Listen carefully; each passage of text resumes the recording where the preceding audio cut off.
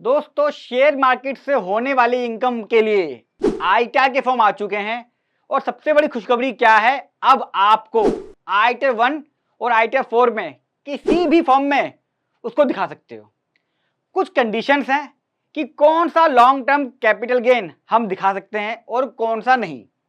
आज की वीडियो उसी के ऊपर है कि कौन कौन से, वहां पे लिखा हुआ है section 112A long term capital assets का, वो असेट्स कौन कौन सी हैं, क्या क्या उसमें आएंगे, क्या क्या नहीं आएंगे। आखिर देखिएगा इंडिया के इकलौते practical channel expert Shri Sachin पे।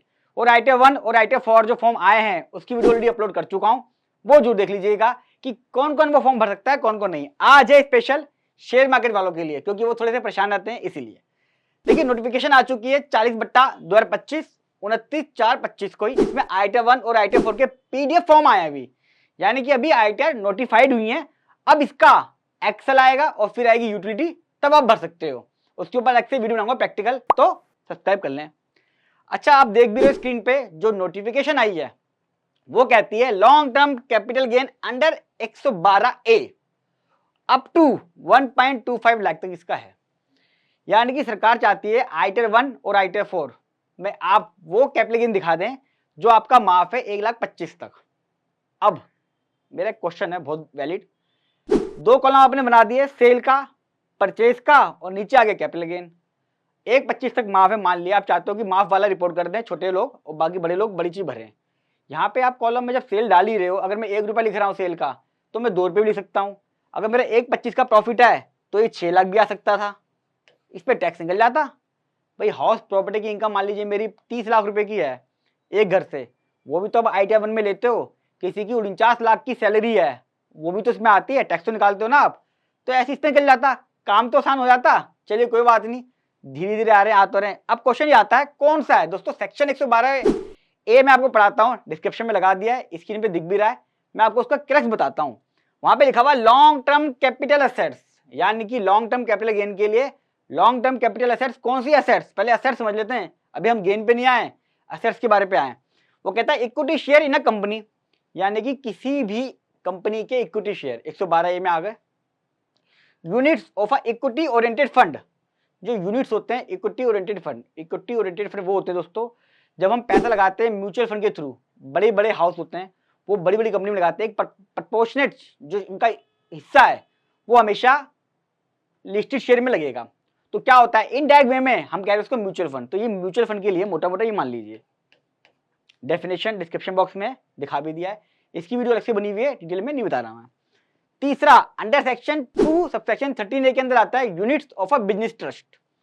तीन चीज हो गई बिजनेस ट्रस्ट, इसके अंदर अभी 2 नोटिफाई हुए पड़े हैं, एक तो है इंफ्रास्ट्रक्चर इन्वेस्टमेंट ट्रस्ट, दूसरा है रियल एस्टेट इन्वेस्टमेंट ट्रस्ट। ये 2 ट्रस्ट अभी नोटिफाई हुए हैं जो लिस्टेड है रिकॉग्नाइज स्टॉक एक्सचेंज पे। दोस्तों, जैसे कंपनी रजिस्टर्ड होती हैं ऐसी ये भी ट्रस्ट हैं जो सेबी में रजिस्टर्ड होते हैं। सेबी में जब रजिस्टर्ड हो गए तो सरकार कहती है भैया equivalent to a share market की तरह हो गया है, इसमें भी लॉन्ग टर्म का बेनिफिट दो। ये 3 चीजें आपकी 112A में आ रही हैं। साथ में लिखा हुआ है 112 के अंदर एंड एसटीटी पेड, ये बड़ा इंपॉर्टेंट वर्ड है, सिक्योरिटी ट्रांजैक्शन टैक्स पेड। कितना टैक्स लेते हैं शेयर मार्केट वालों से, turnover tax, security transaction tax, खरीदने के ऊपर ब्रोकरेज, ब्रोकरेज के ऊपर जीएसटी, जब बेचते हो तो शॉर्ट टर्म, जब इन्वेस्टमेंट करोगे तब स्टैम्प ड्यूटी, बहुत सारे खर्चे, और जब लॉस आता है तो लॉस तुम्हारा है। चलिए, अब इसका कैसे क्या निकला दोस्तों, यानी कि एक तो होगा आपके लिस्टेड शेयर, जब हम बात करें इक्विटी शेयर इन कंपनी और इस पे एसटीडी पेड है तो हमेशा वो तभी होगा जब वो लिस्टेड शेयर होंगे। और सेकंड पॉइंट पे जब मैं आता हूं इक्विटी ओरिएंटेड फंड, तो यानी कि म्यूचुअल फंड की बात में बात कर रहा हूं, और यहाँ पे ट्रस्ट का आ गया, ये कम लोग जानते हैं इसको, इस पर फोकस नहीं कर रहा। मेन आपकी 2 चीजें आ गई, तो यानी कि अगर आपके लिस्टेड शेयर हैं और म्यूचुअल फंड है जिसके ऊपर एसटीडी पेड है, वो आपका 112A यानी कि आईटीआर 1 और आईटीआर 4 में जा सकता है। अच्छा, पता क्या चलेगा ये वाला, मुझे कैसे पता चलेगा कि लिस्टेड है या नहीं है, एसटीडी पेड है या नहीं है। दोस्तों, ब्रोकर की स्टेटमेंट होती है, हमेशा ध्यान रखना, आपको दिमाग नहीं लगाना, चाहे म्यूचुअल फंड वाले हो चाहे वैसे शेयर वाले, जो ऐप होती है आपकी, जब डाउनलोड करोगे तो आपको पता चल जाएगा उस पर एसटीडी पेड है। दिक्कत आएगी म्यूचुअल फंड वाले पे, शेयर मार्केट पे दिक्कत नहीं आएगी, ये तुम्हें पता ही है। जब हम ऑनलाइन हमने ऐप डाउनलोड करा हुआ है, हम स्टॉक एक्सचेंज से कर रहे हैं, उसमें एसटीडी पेड होता ही होता है। म्यूचुअल फंड में थोड़ा समझना पड़ता है कि मेरा डेट म्यूचुअल फंड कौन सा है और equity oriented fund mutual fund कौन सा है वो आपको कैसे पता चलेगा, ब्रोकर की स्टेटमेंट से, उसमें लिखा होगा एसटीटी पेड, क्लियर बहुत, उससे पता चल जाएगा। अच्छा मैंने ये तो बता दिया कौन कौन सा आएगा, कौन कौन सा नहीं आएगा ये भी समझ लीजिए। शॉर्ट टर्म कैपिटल गेन चाहे शेयर का हो या किसी का भी हो, क्योंकि वहां सेक्शन 112 में लिखा हुआ है लॉन्ग टर्म कैपिटल एसेट्स, तो लॉन्ग टर्म कैपिटल एसेट्स होगी तो ही उसका लॉन्ग टर्म कैपिटल गेन आएगा, जो मैंने 3 बताया है।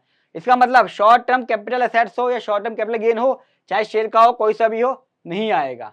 Any other long term capital gain assets, यानी कि उसमें लिखा हुआ है सेक्शन 112 के अंदर shares, units of equity oriented और बिजनेस ट्रस्ट, वहां पे 112 वाला लिखा हुआ है। सेक्शन 112 में क्या क्या है, अगर आपका हाउस प्रॉपर्टी का कैपिटल गेन हुआ वो भी इसमें नहीं आएगा, आपने कोई गोल्ड ज्वेलरी बेची है तो नहीं आएगा, आपका गोल्ड ईटीएफ में तो नहीं आएगा, आपका डेट म्यूचुअल फंड है वो भी उसके अंदर नहीं आएंगे। 1,25,000 तक जो माफ है वो सिर्फ लिस्टेड एमएफ 112A वाला माफ है, 1,25,000 तक बस। अच्छा long term capital gain shares का और यूनिट्स का जिसके ऊपर एसटीडी पेड नहीं है वो भी नहीं आएगा। मान लीजिए मैं किसी प्राइवेट लिमिटेड कंपनी के शेयर बेच रहा हूं, वो लॉन्ग टर्म असेट्स है और लॉन्ग टर्म कैपिटल गेन भी है और शेयर्स के भी हैं, लेकिन इस पे एसटीडी पेड नहीं है, तो मेरा सेक्शन 112 से बाहर हो जाएगा और उस पर 1,25,000 की एग्जम्पशन नहीं मिलेगी, तो इसका मतलब आईटीआर 1 और आईटीआर 4 नहीं जाएगा। चौथा बड़ा वैलिड पॉइंट है, ध्यान रखना, कोई अगर आपका लॉस है पिछले साल जो आपको कैरी फॉरवर्ड होना था, दोस्तों हो सकता है पिछले साल आपने आईटीआर भरी हो, आपको उसके अंदर लॉन्ग टर्म कैपिटल लॉस हो गया हो शेयर्स में, तो वो आपका कैरी फॉरवर्ड तभी होगा जब आप आईटीआर 2 या आईटीआर 3 भरोगे। आईटीआर 1 और आईटीआर 4 नहीं बननी, वो सिर्फ स्मॉल टैक्स पेयर के लिए है जहां पे 1,25,000 तक माफ है। तो अगर आपने फॉर्म भर दिया तो आपका ये क्लेम खत्म हो सकता है, बिका जा सकता है। आप ये मत सोचना इस साल में ये फॉर्म भर देता हूँ 1,25,000 का और जो मेरा जो लॉस है वो अपने आप कैरी फॉरवर्ड हो जाएगा, गलत, वो आपका जो लॉस है वो बेकार चला जाएगा। तो आपका लॉस अगर है तो आप आईटीआर 2 या आईटीआर 3 भरिएगा ताकि आप अपने लॉस को कैरी फॉरवर्ड कर सकें, बहुत जरूरी है। आपका क्या सुझाव है दोस्तों, क्या इनको शेयर मार्केट वालों के लिए इकट्ठा फॉर्म नहीं देना चाहिए रेदर देन 1,25,000 को छोड़ के, क्या फर्क पड़ता है उससे? अपना सुझाव जरूर दीजिएगा। वीडियो कैसी लगी ये बताइएगा।